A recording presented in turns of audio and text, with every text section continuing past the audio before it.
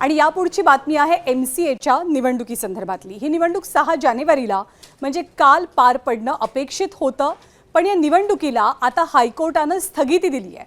आणि त्याचं कारण म्हणजे रोहित पवार यांनी MCA मध्ये केलेली मेगा भरती।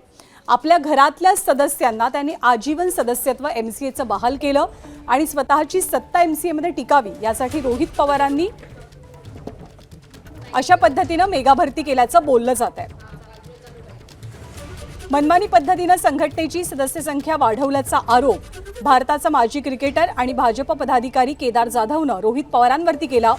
रोहित पवारांनी आपल्या बाजूने मतदान व्हावं यासाठी MCAची सदस्य संख्या 154 वरनं वाढवली आणि ती थेट 571 वरती नेली। त्यात त्यांनी आपली पत्नी कुंती, सासरे सतीश मगर यांच्यासह सुप्रिया सुळेंची मुलगी रेवती सदानंद सुळे यांनाही सदस्यत्व दिल्याचा आरोप होतोय।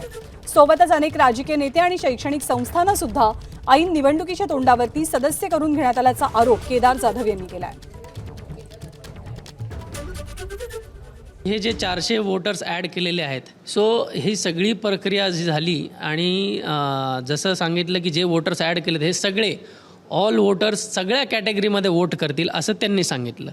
पण आधीच्या कॉन्स्टिट्यूशनप्रमाणे त्याच्यात लिहिलेलं आहे की फ्रॉम अँड अमंगस्ट, म्हणजे त्या कॅटेगरीमधली लोक त्याच कॅटेगरीमधले वोटिंग करणार आणि ते निवडून येणार, जे की सगळे वोटर्स सगळीकडे वोट करणार। अशा परिस्थितीत मला सांगा, ती जिल्हा संघटनेसाठी पण जर का 400 जण वोट करणार आहेत तर त्या जिल्हा संघटनांचा अधिकार काही राहिलाच नाही ना।